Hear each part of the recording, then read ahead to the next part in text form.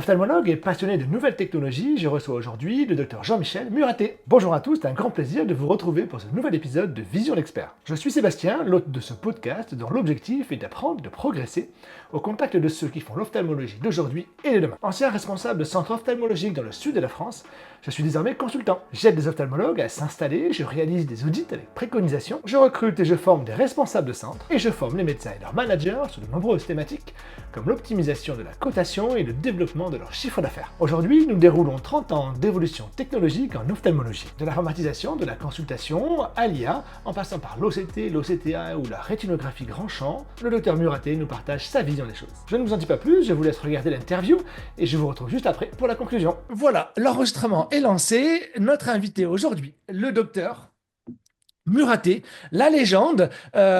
Pourquoi est-ce que je dis ça? Parce que c'est vrai que depuis que je suis rentré en ophtalmologie, il y a une dizaine d'années, j'entendais déjà parler de vous sur le fait que vous étiez un féru de technologie. Donc c'est ce qu'on va voir aujourd'hui. Donc on va, si vous le voulez bien, parler de vous, de votre carrière, de tout ce que vous avez vu, et notamment en passant par le prisme de l'évolution technologique depuis l'OCT jusqu'à l'IA. Comment ça s'est passé, comment vous l'avez vécu et qu'est-ce que ça a apporté finalement à votre technique de consultation. Mais avant tout ça, je vais vous demander de vous présenter brièvement, s'il vous plaît. Donc, Jean-Michel Muraté, j'ai suivi un parcours médical banal, simple, mais comme mon père était déjà ophtalmo, j'ai toujours baigné dans l'ophtalmologie, en fait, dès ma plus tendre enfance, si on peut dire.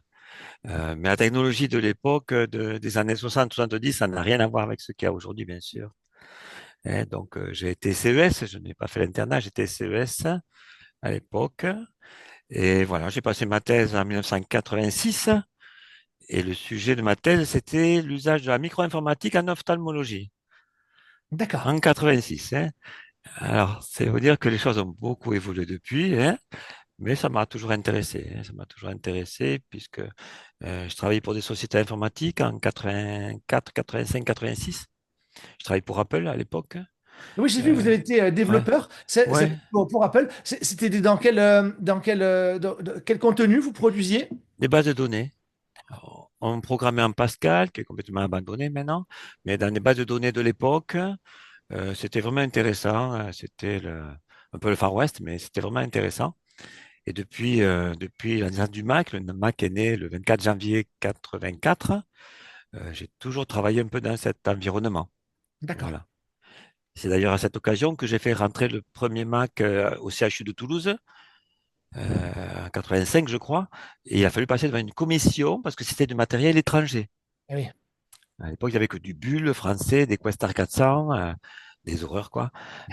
Donc, on a dû passer devant une commission spéciale du CHU. Ouais, c'était assez rigolo. D'accord. Donc vous avez été formé à Toulouse. Vous exercez toujours par là-bas? Alors, oui, je suis au sud de Toulouse, là.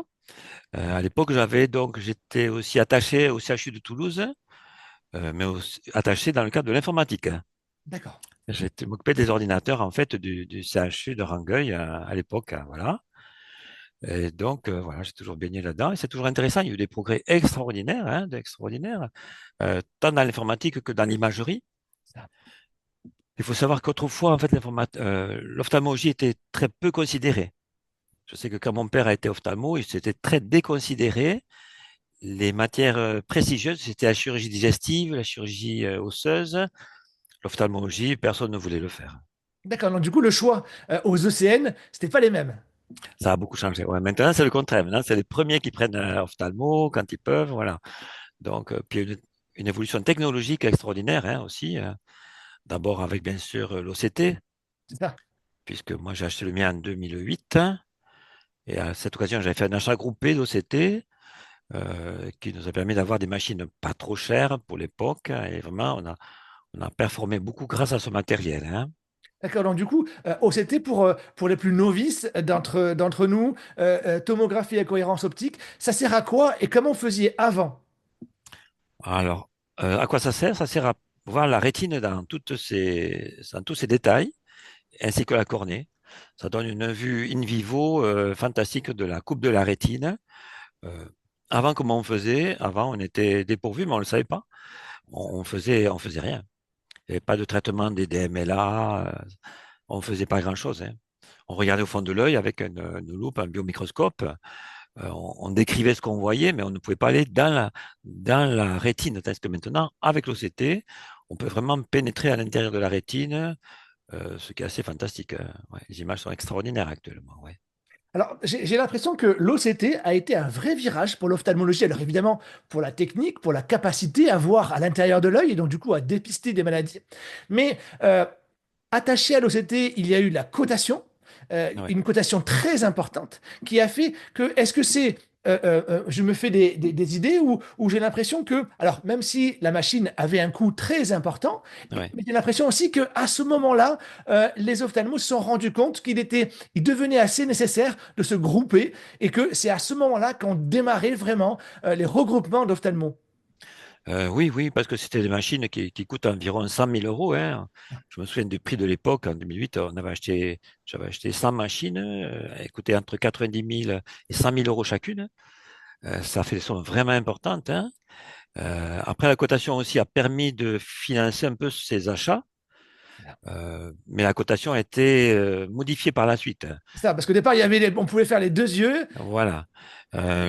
Chaque œil, ça coûtait, je crois, 47,88 €, tant que je me souvienne, et les deux yeux, 71,82 €. C'est ça. Mais ça fait des années que ça ne fonctionne plus comme ça, puisque maintenant qu'on fasse un œil ou les deux yeux, c'est le même prix, 56,54 €. Mais bon, c'est vraiment indispensable, quoi. C'est ça. J'étais en panne d'OCT il y a quelques temps. Bon, c'est une catastrophe. Eh ouais, ça, on peut plus trop. Du coup, une fois qu'on s'est habitué à une technique, j'imagine c'est difficile de revenir en arrière. D'ailleurs, on voit que dans beaucoup de centres, c'est vrai que moi je le préconise aussi dans mes consultings, le fait de dire, OK, bon, bah, pour un patient qui a 40, 45 ans, il n'est pas non plus incongru de lui faire un OCT systématique, évidemment qu'on ne va pas coter systématiquement, hein, mais qui peut être intéressant pour le dossier du patient quand on ne le connaît pas. Oui, on le fait assez facilement, surtout avec les gens âgés qui se plaignent de cataracte, mais qui n'ont pas que ça. On s'en rend compte sur l'OCT. Donc, on le fait assez facilement. C'est un examen qui n'est pas intrusif, qui est rapide, qui est immédiat. On a les résultats de suite. C'est fantastique, hein. Ah oui, oui. Mais c'est parce que, Eric, à l'époque, il y avait quand même une plus grande difficulté à réaliser l'image, hein. Il fallait savoir ce que l'on cherche. Maintenant, ça s'est quand même pas mal automatisé.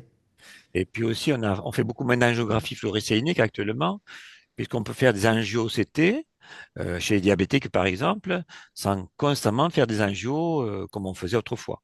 Voilà, C'est un c'est que examen. j'avais noté ça. J'avais noté que en 2014, a priori, est né l'OCT angio, qui Ouais. vient du coup. Alors, il se substitue pas à l'angio injecté, mais qui, dans pas mal de cas, finalement, va être suffisant pour le type de pathologie. C'est bien ça? Oh oui, tout à fait, oui, oui. Donc beaucoup très très utile dans les DMLA, bien sûr, dans les rétinopathies diabétiques. On a une imagerie immédiate, sans injection de produits de contraste. Donc il n'y a pas de risque vital. C'est un exploit vraiment fantastique. On a tous acheté l'OCT Angio, bien qu'à l'époque ça coûtait 25 000 euros de plus, hein. C'est ça.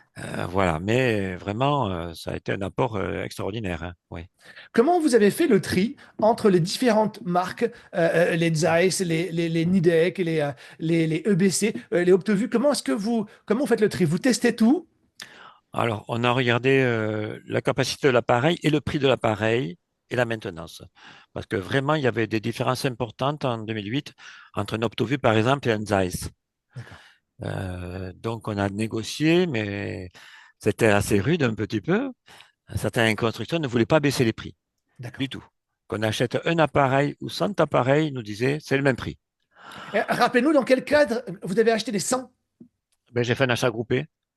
pour? Donc, j'ai demandé quels étaient les ophtalmos qui étaient intéressés par un D'accord. achat d'OCT. Ok. D'accord. Très bien. J'ai réuni toutes les demandes.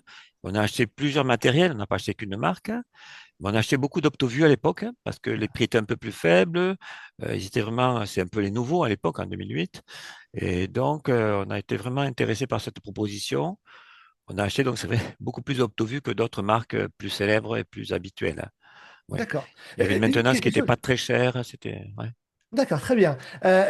Autre chose, est-ce que c'est une argumentation commerciale ou alors est-ce qu'il est vrai que ou il reste intéressant d'acheter son matériel à la SFO parce que ben, il peut y avoir des prix un peu plus bas? Oui, tout se négocie, hein. C'est vraiment comme sur le marché, là, hein. On peut négocier les carottes et les OCT, pareil, hein. D'accord. Tout dépend de ce qu'on achète. Si on achète plusieurs sociétés, les derniers modèles qui sortent, on peut négocier plus facilement. Vraiment, les prix ont quand même baissé beaucoup. Ils ont beaucoup baissé depuis le temps. Ils sont plus accessibles. Ça vaut le coup. Un ophtalmo sans OCT, c'est toujours possible, hein, mais c'est vraiment difficile. Moi, je vais souffrir, hein. Sans OCT, Ouais. je fais rien, hein, Et on voyait même, parce que cette imagerie, elle se développe énormément, on voyait qu'il y a, alors dans les grandes villes surtout, il y avait carrément des ophtalmos qui se spécialisaient dans l'imagerie, qui donc du coup allaient plus loin que l'imagerie, on va dire, généraliste, mais vraiment, on voit que c'est un petit peu passé. Qu'est-ce que vous pensez de cela? Ça existe dans les grandes villes comme à Paris. Il y a des centres qui font que les UBM, les échographies, les OCT. Dans notre région, ça n'existe pas, hein. Vers Toulouse, non. Oui, Mais à Paris ou peut-être à Nantes, je sais peut-être, il y a des centres comme ça d'imagerie très performants. Et donc, ils ont des correspondants qui peuvent se passer d'OCT éventuellement et de matériel très cher. Et puis, d'habitude, pour faire des UBM et tout ça, il faut quand même une certaine habitude. Et ça se comprend qu'il y ait des centres comme ça. Dans ma région, ce ne serait pas viable, hein, c'est c'est ça, pas possible. Parce que chacun a son OCT maintenant, bien sûr. quasiment, hein. Donc, vraiment. Mais ça existe à Paris, oui. D'accord, très bien. On a parlé de l'OCT, l'OCTA, les grandes révolutions. Le rétino grand champ, c'est apparu quand et comment ça a évolué et qu'est-ce que ça vous apporte en plus? Alors, les rétinos Ranchamp, moi j'avais un rétino Canon il y a vraiment longtemps, qui était pas mal, mais qui n'était pas extraordinaire, hein. Et finalement, quand est sorti l'Aidon, que j'avais utilisé et essayé, eh bien, j'ai acheté un Aidon qui était bien, qui était 2 fois moins cher que les Optos. Il y avait ça. Voilà. Moi, je suis tout seul, hein, je suis ophtalmo isolé, donc je ne pouvais pas mettre des sommes extraordinaires dans tout ça. Mais à l'époque, donc, l'Aidon était vraiment un très bon appareil, ça l'est toujours d'ailleurs. Il y a eu des améliorations, bien sûr, au fil des années, mais vraiment, ça permet d'avoir des clichés de grande qualité, de faire des mosaïques en quelques secondes. C'est vraiment une très bonne qualité. Maintenant, il y a d'ailleurs des OCT qui font aussi rétinographie, hein, C'est et ça. qui font. Donc, du coup, on va en parler de ça, mais avant cela, la différence entre l'OCT et le rétinographe, finalement, grand champ, Ah c'est oui. que le rétinographe grand champ apporte évidemment un confort indéniable. Toutefois, il n'y a pas réellement de cotation, on Alors, va dire, il n'y a aucune très cotation, hein. intéressante, quoi. C'est ça, Ah hein? non, c'est pas coté du tout, hein. Là, c'est pas du tout rentable, si on peut dire, hein. C'est C'est ça. pas coté du tout. Mais on en fait beaucoup aussi, hein. Les Eidon, c'est vraiment très puissant en infrarouge. Voilà. Non, c'est vraiment très très puissant et c'est pas coté. On ne le cote pas. C'est ça. Parce Et donc, que du coup, vous le disiez, maintenant, on peut acheter des machines qui font OCT et rétinographe, mais oui. j'imagine que, alors, ce qui doit être très rapide pour du dépistage, mais j'imagine que ça doit être un peu moins performant quand on veut vraiment aller dans le détail, non? Je suis pas très sûr. Ce qui est problématique souvent, c'est le prix, hein. Le prix Ouais, monte c'est en ça. flèche, hein. Alors moi, j'ai pas de système unifié comme ça, mais c'est peut-être une bonne chose pour les centres qui évitent de déplacer les patients. Ouais, Oui, mais j'ai pas l'usage de ces appareils, mais ils sont sûrement très performants aussi maintenant. Enfin, vraiment des bonnes choses, hein. Il faut les deux, en fait. Il faut vraiment les rétinographies, faire des rétinographies et des OCT de complément. Moi, je fais les deux. J'ai les deux appareils à côté, là. d'accord. Je fais les deux souvent. Ouais, ouais. Les C'est vrai deux que c'est sont bien. complémentaires, hein. Voilà, dans un dépistage, pour des Ouais, patients à partir d'un certain âge, ça peut être intéressant pour le confort de ouais, l'ophtalmologue de dire, OK, ben, moi, je ne veux pas voir le patient si je n'ai pas mon ouais, OCT, ma ouais, rétino, et ouais, ça permet comme ça d'être beaucoup plus sûr finalement de son ouais. diagnostic, quoi, hein. C'est ça. Mais il y a Par le- beaucoup de centres qui font des rétinographies automatiques à tous les patients, hein. Ouais, c'est ça. Il y en a qui font donc à tous les patients. Moi, je peux pas parce que moi, je suis donc un peu isolé là. Je sélectionne bien sûr les patients qui en ont besoin parce que ça prend du temps, Ouais. voilà. Mais ça peut s'expliquer. On a des images, on a une évolution de la pathologie, c'est rapide. Ouais, il n'y a pas de cotation, mais vraiment, c'est très utile. Et puis, ça reste dans les dossiers médicaux. D'accord. Et Ouais, oui, c'est ça, forcément. Donc, du coup, on va avoir une traçabilité c'est ça, ouais. et on va pouvoir revenir en arrière s'il y a besoin pour voir une Ouais. évolution, Ah oui. ce qui est toujours intéressant à ce niveau-là. Très bien. Avant de parler de l'IA qui est arrivée en ophtalmologie, alors pas seulement en 2002, hein, où on a commencé à en parler avec ChatGPT, mais bien avant, est-ce que vous voyez une autre innovation que j'aurais pas citée? Alors là, on se cantonne à la consultation parce qu'évidemment, on aurait pu parler du femtoseconde, etc., Ouais. etc. Mais sur la consultation, vous voyez autre chose avant de parler de l'IA? Ben, en consultation, il y a surtout les logiciels métiers. Hein, les C'est vrai, logiciels. l'informatisation. Voilà. Je l'avais oublié. Vous avez vécu cette période-là. Qu'est-ce que ça a changé finalement? Ah, ben, moi, j'avais un système, enfin, du temps de mon père, c'était bien sûr tout papier. Puis on est passé sur un système à moi qui était avec une base de données 4D que j'avais fait, qui n'était pas extraordinaire. Et depuis quelques années, donc, je suis passé sur Area, qui fonctionne très bien depuis, je sais pas, 4 ans ou 5 ans par là, et qui est très, très efficace, ouais, qu'on peut sûrement améliorer, parce qu'il y aura au niveau de l'IA même des améliorations possibles, je pense, là-dedans. Mais vraiment, c'est un apport impressionnant. Ouais, ouais. Et oui, ça, parce que c'est qu'on voit encore d'ailleurs, hein, même en 2024, on voit encore des hôpitaux qui sont sur dossier papier. Ouais, Euh, on aurait du mal maintenant à se passer finalement d'un logiciel, d'un progiciel, ouais, pour enregistrer les données du patient, pouvoir suivre, pouvoir comme ça voir avoir une traçabilité dans tout ce qu'on a bien fait sûr. pour le patient. C'est vrai que c'est assez hallucinant de dire qu'il y avait des secrétaires qui allaient chercher les fiches, les dossiers des patients pour les amener. Ouais. Le gain de temps paraît monumental, quoi. Moi, je suis toujours un peu étonné de la confiance qu'ont tous mes collègues dans l'informatique, hein, parce que ça me paraît toujours très fragile, hein. L'informatique, il y a des hackers qui arrivent à rentrer dans tous les sites web, dans les serveurs. Il y a des ransomware, beaucoup. Au niveau des hôpitaux, ils bloquent les hôpitaux des fois, les centres médicaux. Je trouve qu'il y a peut-être un peu trop de confiance dans l'informatique. Il faut vraiment faire des sauvegardes et encore c'est complexe. Ouais. Hein, quand il y a un ransomware qui vous attaque, il va commencer par infecter toutes les sauvegardes et après il attaque les systèmes centraux, les serveurs, mais d'abord il infecte les sauvegardes. Ouais, ça. Alors c'est extrêmement, je sais pas, on n'a pas beaucoup de réponses là-dessus, il n'y a pas eu beaucoup de réflexion, je trouve. Il faut peut-être avancer à ce niveau-là parce que vraiment c'est dangereux. Hein, Oui, si vous alors, avez, c'est que ouais, je partage votre réflexion parce que je ne vous cache pas que l'année dernière, j'avais avec un informaticien que je conseille régulièrement parce qu'il a un très très bon niveau, il a un rapport qualité-prix qui est imbattable et vraiment une sensibilité très intéressante à l'ophtalmologie en particulier parce qu'il maintient un certain nombre de centres ophtalmos en France et on a créé une sorte de petit service pour les ophtalmos qui ne coûtait pas cher du tout, qui était vraiment anecdotique en termes de prix et qui permettait de dire, OK, ben, on va faire un audit comme on peut faire un audit, comme je peux faire un audit sur comment est-ce que vous vous organisez, un audit de vos cotations, etc. Et bien là, c'était un audit informatique. Du coup, ben, il venait sur place, il regardait la baie de brassage, OK, le serveur, il est sécurisé ou non, votre Wi-Fi, ah, on peut y accéder, regardez comment je fais, etc. Et finalement, flop. Je crois que j'ai eu une ou deux demandes. ah Comme bon. quoi, a priori, pour l'instant, alors c'est vrai que tant que on n'a pas eu, je dirais, beaucoup de médecins qui ont été attaqués, peut-être que ça viendra par la suite finalement. Oui, et puis il faut former les secrétaires aussi, hein. C'est ça. Elles nous font n'importe quoi des fois, hein. Voilà, Alors, parce je que leur souvent, explique. ouais, Ouais, souvent c'est ça, hein, souvent ça vient, ouais. ça vient plutôt du personnel que du matériel, hein.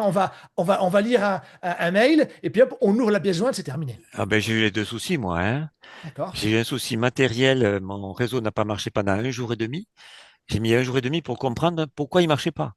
D'accord. J'ai trouvé, mais pendant un jour et demi, c'est l'enfer, hein. Ouais, ça. Pas de lecteur de carte vitale, pas de carte bleue, pas d'accès au dossier. L'enfer, quoi, hein. J'ai trouvé, parce que j'avais rajouté un connecteur pour un écran, et c'est ça qui bloquait tout. D'accord. Ah oui. Mais C'est-à-dire que bon, c'est là où on n'a l'enfer. pas d'informaticien sur place en plus, parce que quand il n'y a plus de réseau, Ouais, l'informaticien ouais. qui maintient à distance ne peut plus accéder. Ah oui, il n'y a pas d'accès à l'extérieur, hein, donc. C'est ça. J'ai quand même trouvé, mais on a vécu une période difficile. Et au niveau des secrétaires aussi, j'aurais toujours dit de, si elle trouve une clé USB dans la salle d'attente, de jamais la mettre dans l'ordinateur pour voir qu'est-ce que c'est ou des choses comme ça. Et encore l'autre jour, bon, je ne devrais pas le dire, mais il y a une de mes secrétaires qui m'a dit, ah ben j'ai reçu un mail de notaire, c'était important, j'ai cliqué dessus. Et voilà. Bon, ça n'a pas amené grand-chose, mais bon, j'ai expliqué qu'il fallait pas surcliquer, même si ça paraissait important. Mais voilà, hein, c'est tout un enseignement, un apprentissage, et c'est pas évident, hein, c'est pas simple, hein, C'est c'est ça, pas simple. il y a carrément des sociétés maintenant qui vendent ce service-là, qui vont finalement faire du hacking, donc du white hack, hein, et qui vont derrière apprendre par le biais de faux mails, etc., dire, Ah ah, oui, attention, ici, hop, ah il y oui, a un membre de votre personnel qui ah s'est oui, fait avoir, et si jamais j'avais voulu mettre un virus, j'aurais pu, quoi. ah ouais, ouais. Donc en effet, il faut être Très vigilant avec méfiant, ça. Vous toujours avez très raison. méfiant. Et donc, du coup, maintenant, on en vient à l'IA qui, alors ce n'est que mon point de vue personnel, mais va révolutionner évidemment le monde, encore plus à mon avis que l'Internet, que le web. Euh, Euh, Qu'est-ce que vous en pensez, vous, de cette IA qui est arrivée, donc déjà il y a un petit moment, mais que maintenant, et elle est encore plus prégnante hein, avec OpenAI, etc. Comment est-ce que vous l'avez vu arriver et comment est-ce que vous êtes passionné pour ce domaine? Je suis toujours un peu technophile, c'est vrai. Donc, j'aime bien tout ce qui est technologie, informatique, réseau et tout ça. Et on a vu arriver ChatGPT le 30 novembre 2022. C'était un succès foudroyant.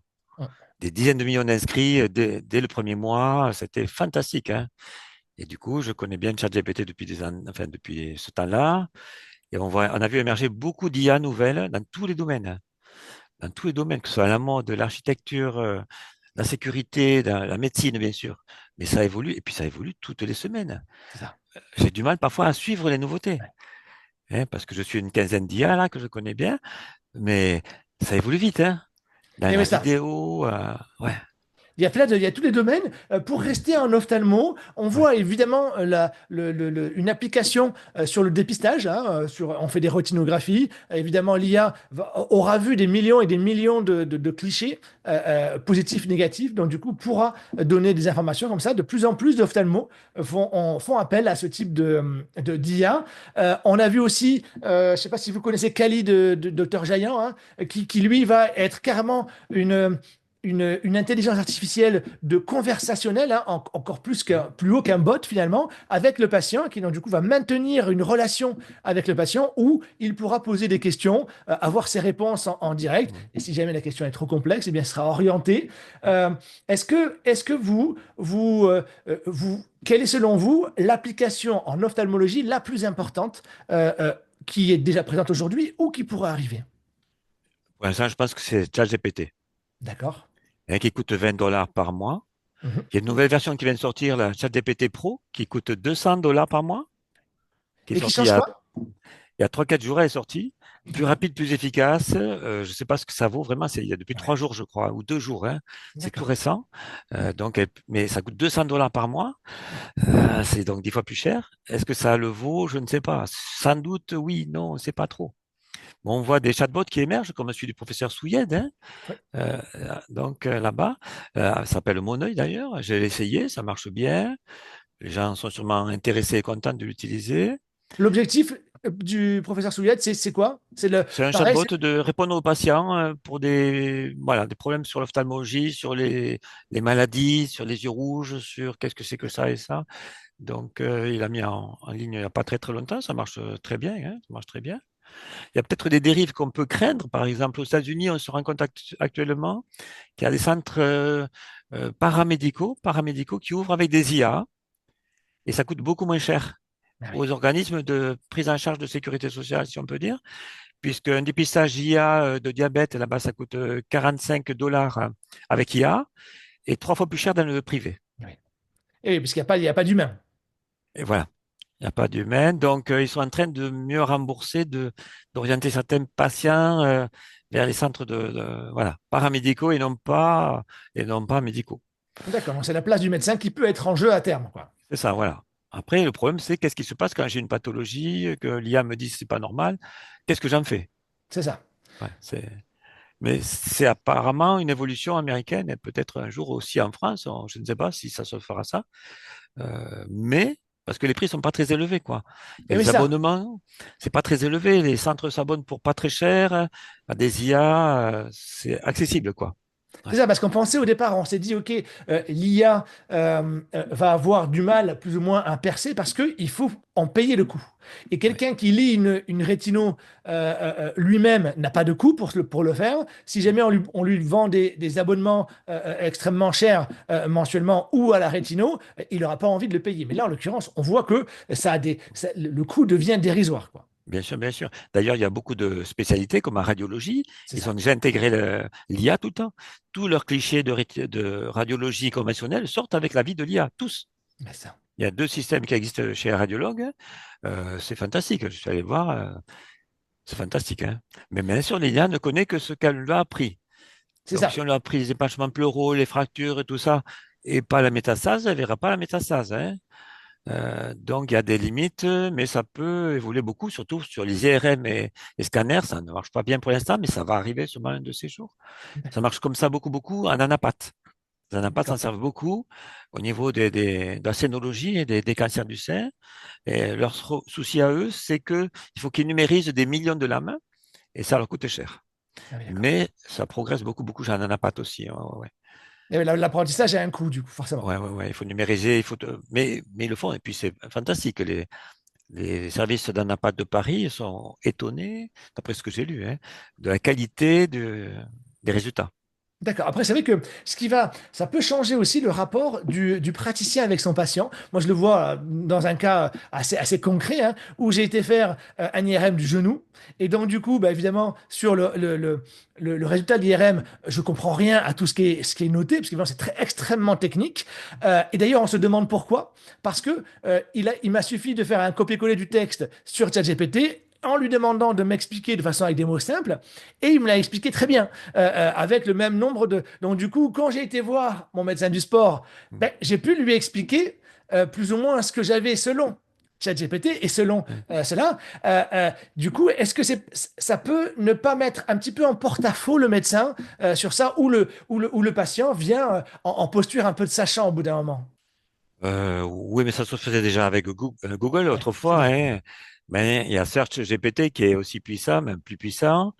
On peut même lui envoyer les images directement, pas le C'est ça. compte rendu, les C'est images. ça. C'est ça. On lui envoie les images. Il me dit, on lui demande qu'est-ce que tu en penses. Ouais. Et quand il sort un compte rendu, on lui dit, dans le prompt GPT, il faut lui dire, explique-moi comme un enfant ce que tu penses de ceci, de cela. Et là, il fait des descriptions simples et compréhensibles. Ouais, ouais, on peut envoyer les images directes, Intéressant. hein. Donc, du Euh, coup, on va voir un petit peu, en tout cas, c'est passionnant, tout ça. Je voulais également parler avec vous du fait que je sais que Doctolib est en train de le créer, cela. Je crois même qu'il est, il est déjà en route. C'est un logiciel qui va permettre une IA, finalement, qui va écouter la consultation, les échanges entre le patient et son médecin, et qui derrière, avec un seul bouton finalement, va le traduire en un ouais. résumé finalement de la consultation. Qu'est-ce que vous en pensez? Ça vous intéresse ce genre d'innovation ou... C'est toujours délicat de voir tout ça parce qu'on se demande que vont devenir les données, où est-ce qu'elles vont passer d'abord. On les envoie parce que c'est Doctolib qui va les recevoir. Qu'est-ce qu'il en fera? C'est assez, techniquement, c'est intéressant. Mais au niveau fonctionnement médical, ça paraît un peu inquiétant peut-être quelque part. C'est ça, toujours sur la Ça, confidentialité des données. ça a toujours été un colloque singulier, hein, la consultation. C'est ça. Donc une confiance qui rencontre une conscience, ce qu'on disait, hein. Et oui, bien Et sûr, tout donc, à fait. peut-être que là, il y a un troisième acteur qui se met entre le patient et le médecin et qui va garder en lui plein de données, d'informations. Voilà. Donc, c'est délicat, hein. Techniquement, c'est intéressant, mais voilà, en pratique, c'est délicat. Au Puisqu'on est niveau sur Doctolib, responsabilité aussi. Ouais. c'est ça. Voilà. Parce qu'au bout d'un moment, il y a toujours cette responsabilité qui fait que si l'IA prend une mauvaise décision, enfin, donne une mauvaise indication, qui va en prendre la responsabilité? Oui, c'est déjà arrivé. Il y a déjà des soucis, il y a des procès déjà actuellement. Ils ont mal compris. Ouais, il y a des soucis, hein. Qui est D'accord. responsable, hein? Même Ouais. avec les chatbots, hein. Et Ouais. forcément. Ah ouais, j'ai un œil rouge. Ah ouais, ouais. En fait, c'était une endorphe. Bon, enfin, des fois, il peut y avoir des soucis, hein. Donc, c'est toujours délicat au niveau de celui qui le maintient, qui le dirige. C'est Ouais. ça. Très bien. Puisqu'on est sur Doctolib, je ne sais pas si vous avez vu, ça risque de faire grand bruit. Alors, on a vu le Snuff qui en a déjà parlé. Doctolib a fait une sorte de partenariat avec Afflelou pour, je dirais, remplir les vacations en téléconsultation de leur cabine d'ophtalmologie dans leur magasin. Qu'est-ce que vous pensez de ça? Alors, on est sorti un petit peu de la techno, mais ça reste quand même un acteur majeur, hein, Doctolib. Qu'est-ce Ouais. que vous pensez de cela? Ben, moi, j'étais allé voir le magasin à Floulouse à côté de chez moi, là, qui avait mis un énorme panneau en plein milieu du centre commercial. Pas besoin d'ophtalmo. On s'occupe de vous procurer des ordonnances dans notre cabine, tout ça. Je suis donc allé les voir pour leur dire que ça me paraissait un peu plus que limite. Ils m'ont dit, mais ça, c'est très confidentiel. Enfin bon, il n'y a pas grand monde qui s'intéresse. En fait, c'était en plein milieu du centre commercial. Bon, finalement, ils ont retiré le panneau. D'accord. Mais ils n'ont pas retiré la cabine, ni les gens à qui ils envoient les données, X et Y. Alors c'est sûr que Doctolib s'intéresse toujours au niveau commerce, du cash que ça peut entraîner, comme les commerçants, comme les opticiens, ça se Bien sûr. comprend, hein. Celui qui risque d'en pâtir, c'est peut-être le client pour eux. Pour nous, c'est un patient, mais pour eux, c'est un client. Mm. Le client, qu'est-ce qu'il va devenir? Ils disent oui, mais il n'est pas obligé d'acheter une lunette dans le magasin. On se rend compte que 95%, ils achètent dans le magasin, hein. Et surtout s'il y a des réductions, enfin bon, bref, il y a tout un tas de trucs possibles. Donc j'avais discuté avec Afflelou de local, très gentil, mais bon, euh, Ouais, c'est un à peu limite. surveiller. C'est vraiment la Ouais. limite entre prescripteur et vendeur, quoi, hein. Ah ben oui, en France, on a toujours séparé la prescription de la vente, contrairement aux États-Unis ou dans les systèmes anglo-saxons ou voilà, ailleurs. Mais oui, ça permet de garder une indépendance et il n'y a pas de conflit d'intérêt. Ouais, c'est ça, Moi, que je marque rien ou des lunettes ou des lentilles ou rien du tout, ou des médicaments, je n'ai aucun intérêt, quoi. bien sûr. Dès que vous avez un intérêt, ça perturbe le système et c'est dommage, hein. Ah ouais, ça. Non, mais forcément. Euh, Autre chose, Ouais. des produits comme Glass Pop, vous avez déjà essayé Alors, les cabines, oui, j'en ai vu, hein, j'en ai vu à Paris, hein, avec Michael Assouline, hein, qui sort tout ça. sur Mikasaki, alors du coup. Oui, c'est ça, hein. J'avais D'accord. essayé. Ça me paraît, ça a l'air intéressant pour les gens qui ne sont pas ophtalmo, peut-être. D'accord. Parce que l'ophtalmo, moi, je ne me vois pas acheter 170 000 euros, ce que coûte le prix de ça. Une cabine, non, pour un ophtalmo, je ne vois pas l'intérêt. Ce qui me paraît bizarre aussi, c'est qu'on dit oui, on manque d'ophtalmo, les délais, alors que les délais se raccourcissent actuellement beaucoup, beaucoup, Mhm. hein. On en a parlé il y a 2 jours, là, parce que sur Toulouse, ça se raccourcit beaucoup, beaucoup. Ouais. Il sort 400 orthoptistes par an. Nombre d'internes en ophtalmo augmente, surtout après 2030, je crois. Est-ce que cet argument va toujours tenir? Je ne suis pas très sûr. Ça me paraît peu rentable. Enfin, je ne me serais pas lancé là-dedans. Mais D'accord. peut-être qu'ils ont raison, hein, peut-être, je ne sais pas. Mais voilà, moi, je ne serais pas de cabine et ça dépend des grands centres aussi. Peut-être que dans les grands centres, ils en ont besoin, peut-être, mais ouais, rapport qualité-prix me paraît étrange. D'accord. Dernière chose avant que on passe à votre conclusion. Il y a un système qui a été mis en place par les docteurs Costantini, je ne sais pas si vous voyez Ouais. en Corse, où en fait il va y avoir deux systèmes, avec un système pour des patients de flux finalement parallèles, qui aboutissent évidemment au médecin, hein. Mais le premier flux va atterrir sur leur machine Glasspop qui va faire une self-refraction. Donc finalement, des jeunes sont capables, Mhm. en appuyant sur des boutons, je l'ai fait moi-même, Mhm. ça marche très très bien. Et puis par contre, des patients où ça va être un peu plus délicat parce qu'il risque d'y avoir une pathologie ou une difficulté de compréhension de la machine, et bien, elle va être orientée vers un flux plus classique, vers une orthoptiste. Qu'est-ce que vous pensez de ce système-là? Alors moi, je suis toujours un peu ancien, vous savez, mais j'aime bien regarder les nouveautés, C'est voir. ça, J'ai toujours pas trop d'avis. Je regarde comment ça marche. bien sûr. Pourquoi pas? Moi, je me vois pas le faire, mais pourquoi pas? Constantini, oui, je le connais un peu. Oui, ils font du bon matériel. Et puis il y a d'ailleurs Essilor et tous les autres qui Oui, se tout à fait, mettent dessus, hein. bien sûr. Nidec et tout ça, hein. C'est ça. Tous, ils ont leur cabine, leur système d'autoref, parce qu'ils pensent que c'est peut-être utilisable par les ophtalmos ou des centres non ophtalmos. Parce qu'on ouvre des centres Oui, ophtalmologie où il n'y a pas un seul ophtalmo dedans. c'est ça. Euh, D'ailleurs, ça fait des problèmes et le STOF s'en occupe un peu parce que c'est vraiment pas de l'escroquerie, mais c'est limite au niveau présentation aux clients ou aux patients. C'est ça, c'est ça. On est bien Ouais. d'accord. Très Ouais. bien. Eh bien, écoutez, moi, j'aimerais vous. Est-ce que vous avez une ouverture, vous, des choses que vous voyez poindre à l'horizon sur éventuellement le changement du métier d'ophtalmologue dans les années qui viennent? Qu'est-ce qui vous paraît être décisif dans l'avenir? Qu'est-ce qui va changer encore l'ophtalmologie? Est-ce qu'il y a quelque chose d'aussi gros qu'un changement comme l'OCT qui va apparaître ou c'est difficile à dire? Alors, il y a des technologies qui vont émerger bientôt, comme l'informatique quantique. Ouais. L'informatique quantique, c'est de multiplier les puissances des ordinateurs par 100 ou par 1000 ou par 10 000. On ne sait pas trop ce que ça va donner, mais ça va sûrement donner des possibilités extraordinaires aux machines. Moi, j'aurais bien vu un OCT fonctionnel. Je n'en ai pas vu, ça n'existe pas encore, un OCT fonctionnel. Euh, C'est-à-dire? C'est-à-dire qu'on voit en réel le fonctionnement des molécules, de la D'accord. rhodopsine, des molécules de la vision. En théorie, c'est possible, hein. Un OCT fonctionnel, actuellement, on a des OCT anatomiques, hein, bien Oui. sûr, Mais le fonctionnel, ça serait extraordinaire, ça. D'accord. On verrait les rétinopathies diabétiques ou pigmentaires, pourquoi ça marche pas. On prévoirait l'évolution. Tout ce qui est fonctionnel est très, très performant, hein. Mais actuellement, ça n'existe pas, hein. Eh oui, c'est ça. On n'y est pas encore. Non, Enfin, dernière question assez classique. Quel conseil est-ce que vous donneriez à un ophtalmologue qui sort de son assistanat et qui veut s'installer? Est-ce que vous avez un conseil, quelque chose qui vous paraît important? oui. Se former en éducation financière. D'accord. Ouais, parce que je fais quelques cours hein, d'éducation financière aussi D'accord? pour des collègues, je connais bien tout ça, et je suis effaré, si on peut dire, Ouais. du faible niveau, que ce soit dans les placements, dans les gestions boursières, Ah oui. dans l'argent, dans les prêts, dans tout ce qui est financier. C'est extrêmement important pour gérer une entreprise, hein. Je suis étonné parfois du manque dans les sociétés.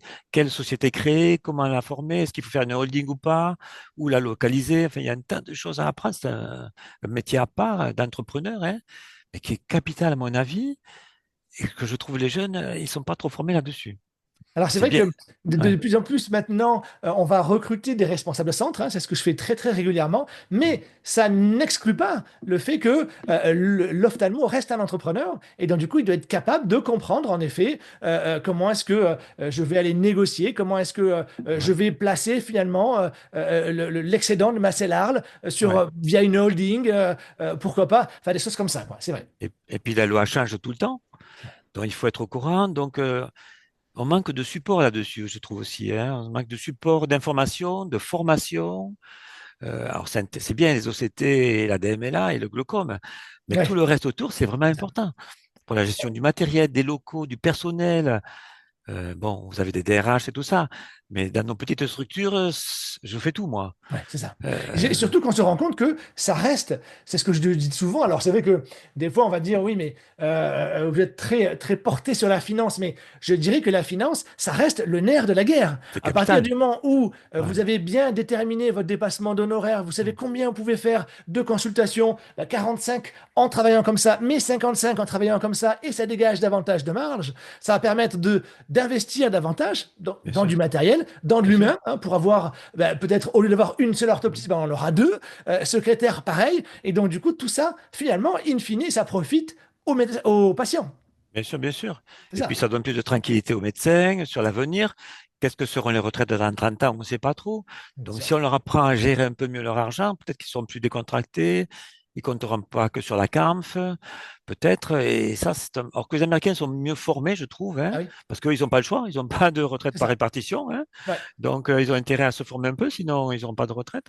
Ben, on le voit Donc, sur le nombre d'Américains qui sont actionnaires enfin, et qui sont investis en bourse par rapport aux 50%. Français, quoi. C'est hallucinant. 50% des Américains sont formés et possèdent des actions C'est ça. et 7% des Français. Et je crois d'ailleurs que en France, il y a plus de personnes investies en crypto-monnaie qu'en actions. Ah oui, oui, tout à fait, tout à fait. Ça, C'est c'est quand même pour les jeunes. dingue. Les cryptos, c'est pour les jeunes, les actions, c'est pour les vieux, hein. C'est ça. C'est C'est ce qu'on ça. dit. C'est Mais ça. c'est Ouais. vrai qu'il y a un manque de formation terrible, je trouve, et qui est dommageable pour la profession, pour les ophtalmos, bon, ça fait beaucoup de choses à apprendre, mais c'est Oui, vraiment intéressant. Il vaut bien mieux, on sûr. gagne plus d'argent en réfléchissant qu'en travaillant comme un abruti, Exactement. à Exactement. mon avis, à mon avis. Très bien. Écoutez, on va terminer sur cette belle phrase. Voilà. Merci, docteur Muraté. Merci, Et c'est un puis, de toute plaisir. façon, j'hésiterai pas de faire de vous on va dire, mon consultant technologique. Et dès que je verrai poindre à l'horizon une vraie révolution, eh ben, je vous redemanderai de venir prendre la parole à ce micro. Avec plaisir, alors, hein. Merci, docteur. À Merci bientôt. beaucoup. Au revoir. Voilà, je vous retrouve pour la conclusion de cet épisode de Vision d'expert. J'espère qu'il vous a plu, que vous avez appris des choses. Comme à son habitude, le docteur Muraté nous a offert un point de vue sans compromis sur l'évolution de la technologie en ophtalmologie. Quelque chose me dit que nous le retrouverons rapidement sur un sujet qui lui tient à cœur, l'éducation financière. Voilà, merci d'avoir regardé ce numéro jusqu'au bout. N'hésitez pas à liker et partager. Je vous souhaite une belle journée et je vous dis à très vite pour un nouvel épisode.